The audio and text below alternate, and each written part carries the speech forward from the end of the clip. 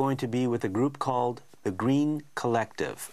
We're going to be speaking to 3 members of the group, and the first person we're speaking to is Bill FINLEY. Bill works with HEMP Company in downtown Victoria, and he's a founding member of, and is still part of, the Green Collective.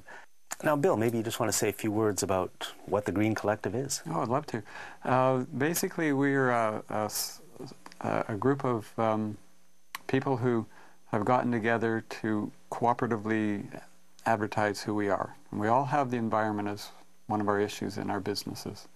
And there are 11 of us, which is pretty nice, and we've put out a little brochure that explains about the Green Collective, and there's a map in there of how to find each of the stores. Okay, so the Green Collective is a group of businesses mostly in the downtown Victoria area? Correct. Yeah, we're all in the downtown area. Okay. Now, the way I came across the Green Collective is this. I was looking for a pair of pants, and I went to all my usual haunts, and all I want is a pair of cotton pants that look good enough to wear to work. It's not too much to ask, but in fact it is, because I don't want them chemicalized with, I know you can say, you know, cotton is pesticide-laden anyways, which is true, but I don't want the chemicals that make them wrinkle-resistant, and I don't want the chemicals that make them stain-resistant, and I couldn't find a pair of pants without those chemicals. So I was walking around, and I walked into a store called Eco Everything, and they didn't have what I wanted, but they said, well, we're part of the Green Collective, and there's a few other stores that might have what you're looking for. And off I went. Well, that's exactly what the Green Collective is all about. But we use the concept called co-opetition. So in normal business circumstances, the stores that are clothing stores would be competition for my store, which is HEMP Company. But if I come in, if Jack comes in and he wants a pair of pants and I don't have what he wants, I'm more than happy. I know he's going to buy a pair of pants. I'd rather he buy using his ecological sensibilities. So I suggest he might go to Eco Everything or Shift Natural Fashion, or probably not Just Pretty, because that's mostly ladies. But they're all part of the Green Collective, and so we cooperatively send folks back and forth. And again, it's in normal circumstances, you think that's competition, so we call it co-opetition. And you have a website? We have a website, greencollective.ca, and it's not a selling website, it's an information website. We have all of the stores are listed on there with links to each of their websites, and we have a blog, so there's environmental information that's associated with the Green Collective that we'll blog about and put it onto our website. So it's not your typical selling website. It's an information website about the Green Collective. So greencollective.ca. .ca. Okay. What are some of the products that the various stores sell? Well, I could do a quick run through. I'll just borrow yours here. We have 11 different stores. Neza Naturals makes their own soaps and skincare products. Very important, because all local all stuff, natural. All natural, because exactly. You know, I mean, people like me, I'm careful with what I buy for soaps, and I don't like to use the commercial soaps. I haven't used the white commercial soaps for a long time, and I'm always trying to, yeah. So that's great. Excellent. So you know, we liken it to the organic food industry that started off with very few farmers growing things, vegetables or fruits organically, and now they're just growing, and we feel that we're the organic food of the body care products, of the clothing, bedding, etc. Not Just Pretty, clothing store for basically ladies' fashions. They're on Fort Street. Naughty by Nature. I think you're going to be speaking with Ryan later, and they have all sorts of yarns and knitting supplies, and very thoughtful of their local community, and they teach courses in knitting, etc. So if we talk about just Not Just Pretty and Naughty by Nature, are they selling a different kind of material, or is it the same material but? I mean, compared to your commercials, your regular store. In all cases, each one of us would be searching for the most organic, I guess you could say, products that we can find. Organic products, folks. Not that we're necessarily 100% there. As an example, Hemp and Company, we make our own T-shirts, and we make them in Vancouver, and we use hemp blended with organic cotton.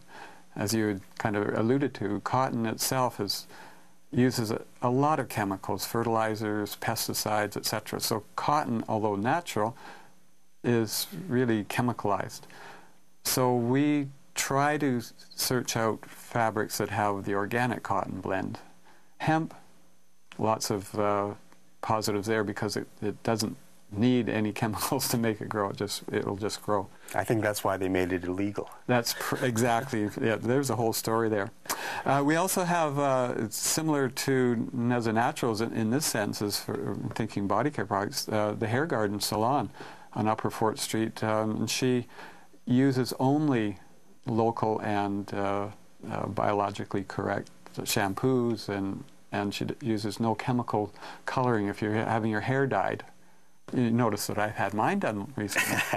Can I buy shampoo there? Yeah, I believe that's another thing I'm always looking for. I'm sure. I'd like to talk about my own store, which is Hemp and Company, because we're quite closely related to Shift Natural Fashion, because I started Shift Natural Fashion a number of years ago using the same ethic that we have, but for a younger demographic. So we're using natural fibers for clothing. We also carry body care products as well. And Shift was for a younger demographic. And now it's been bought by one of my previous managers, and she owns Shift Natural Fashion.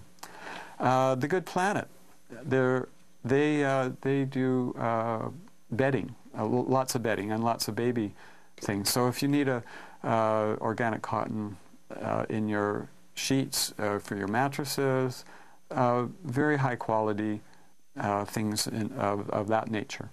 Eco Everything is another clothing store, and this is the interesting part of the genesis of the Green Collective, was that Eco Everything and Hemp and Company were what people considered the competition, and that's who we started with in creating the Green Collective, because we said, well, we want to send customers to your store, and you're sending customers to my store, so why don't we band together? And that's how the Green Collective actually started, was that. And there were only 4 of us at the beginning, and now we have 11 stores. When was the beginning? The beginning was about 5 years ago, and one of the beauties of it too is that somebody from Australia was in Victoria, saw the concept, and now Brisbane, Australia has a Green Collective in their town. So I'm very proud of that. And you should be. Thank you. We have the Soap Exchange. The Soap Exchange is not located in the downtown, but he has various stores in the downtown area that carry his product. And the beauty of the Soap Exchange is that it's all of your cleaning supplies, your laundry detergents, your dishwasher detergents, etc. And usually you go into the store and you buy it, you take it home. When it's over, you throw out the plastic and you go back and you buy another one. The exchange part of the Soap Exchange is that you take it back to any one of the outlets and they refill it for you. So you're not throwing away that bucket of or the container that has the soap in it. It's the first part of the 3 R's. It's actually reuse. And over and over and over, because that plastic can go on for a long, long time. And we're not just hucking it in the garbage. So. And we don't use enough of the reuse. We recycle. Yes, exactly. But the reuse part, which is the most important part, and it would be nice if the big boys were forced to start doing that again. It used to be that everything was in glass bottles. Remember the Coke when we were kids? Yeah. And you gave them back to the store. You got your 2 cents at that time, probably be $5 now. And it got reused. What's wrong with that? A perfect solution.